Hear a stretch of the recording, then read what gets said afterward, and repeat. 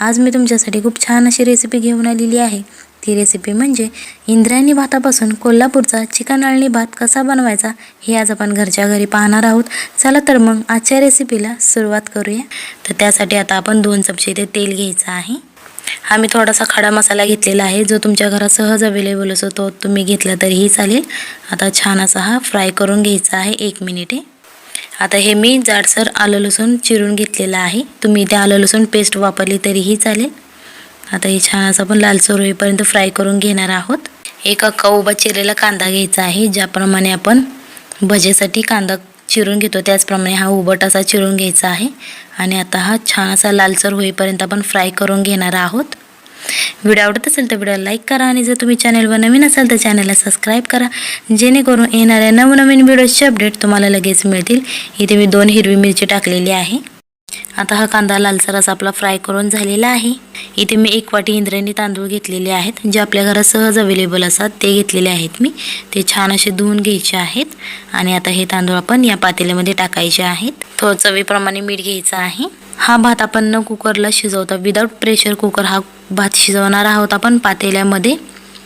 आता हे छान असं आपण तांदूळ फ्राय करून घेणार आहोत तेलामध्ये, जेणेकरून हा इंद्रायणी भात असल्यामुळे थोडासा चिकटपणा यामध्ये असतो। सो तुम्ही तांदूळ तेलामध्ये छान असे फ्राय केले ना तर त्याचा चिकटपणा निघून जातो आणि ते एकदम सुट्टे सुट्टे आपले बिर्याणी राईस सारखे तयार होतात। सो आता हे आपण पातेल्याला चिकटस तोपर्यंत तांदूळ फ्राय करून घेणार आहोत तेलामध्ये।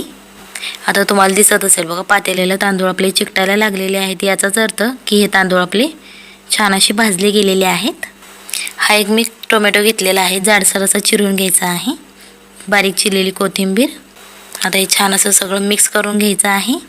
ही खूप सोपी रेसिपी आहे, झटपट होणारी आहे, कमी साहित्यात होणारी आहे आणि एकदम हॉटेलची चव देणारी आहे। ज्याप्रमाणे आपण कोल्हापूरमध्ये चिकन अळणी भात खातो त्याचप्रमाणे याची चव लागते। आता हे मी चिकन अळणी घेतलेलं आहे। हे चिकन अळणी कसं बनवायचं याचा व्हिडिओ जर तुम्हाला हवं असेल तर त्याचीही लिंक मी तुम्हाला डिस्क्रिप्शन बॉक्समध्ये दिली आहे, तेथून तुम्ही बघू शकता। आणि ही चिकन अळणी मी स्पेशल पद्धतीने बनवलेली आहे, जेणेकरून चिकनचा अजिबात वास येणार नाही। सो ही रेसिपी तुम्हाला डिस्क्रिप्शनमध्ये मिळेल। अशा प्रकारे हे तुम्ही चिकनचं अळणी करून घ्यायचं आहे। आता आपण यामध्ये घातलेलं आहे। आता हे छान असं एकदा मिक्स करून घ्यायचं आहे, जेणेकरून अळणी छान मिक्स होईल आपल्या भातामध्ये। आता यामध्ये आपण अर्धा तांब्या पाणी ओतायचं आहे। आता हे छान असं आपण उकळून द्यायचं आहे। सुरुवातीला आपण अर्धा तांब्या पाणी ओतायचं आहे। हे पाण्याचं प्रमाण तुमच्या भातावर अवलंबून असेल। ज्याप्रमाणे तुमचा भात जाड असेल किंवा बारीक असेल त्याच्यावरती तुमचं पाण्याचं प्रमाण डिपेंड असेल। पहिल्यांदा आता मी इथं अर्धा तांब्या पाणी ओतलेलं आहे। आता हे छान असं आपण शिजून द्यायचं आहे। तुम्हाला दिसत असेल भात आपला उकळायला लागलेला आहे। छान असं आपली भाताने उकळी घेतलेली आहे। आता याच्यावरती आपण झाकण ठेवणार आहोत आणि गॅस बारीक करून हे पूर्ण पाणी आटवून घ्यायचं आहे। आता 10 मिनिटे झालेली आहेत। आता याच्यावरती आपण झाकण काढून घेणार आहोत। तुम्हाला दिसत असेल बघा, छान असा आपला भात शिजलेला आहे आणि यामधलं पाणीही आटलेलं आहे।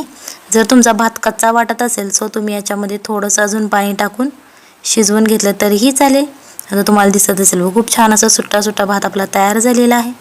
आता याच्यामध्ये मी परत 1 ग्लास पाणी घेतलेलं आहे, ते आता आपण यामध्ये घालायचं आहे, जेणेकरून एकदम छान असा मऊ आपला भात शिजला जाईल।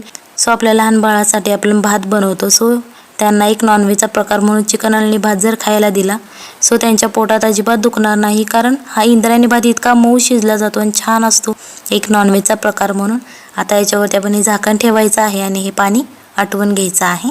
आता 5 ते 6 मिनिटे झालेली आहेत। आता तुम्हाला दिसत असेल बघा, आपण झाकण काढलेलं आहे। छान असा एकदम मऊ असा भात शिजलेला आहे। ही रेसिपी नक्की घरी ट्राय करा, आपल्या फॅमिलीला खाऊ घाला आणि मग मला कमेंटमध्ये सांगा कशी झाली होती। हा भात तुम्ही एका प्लेटमध्ये सर्व करून गार्निश केला तरीही चालेल। चला तर मग भेटूयात पुढच्या रेसिपीमध्ये, तोपर्यंत बाय बाय, टाटा।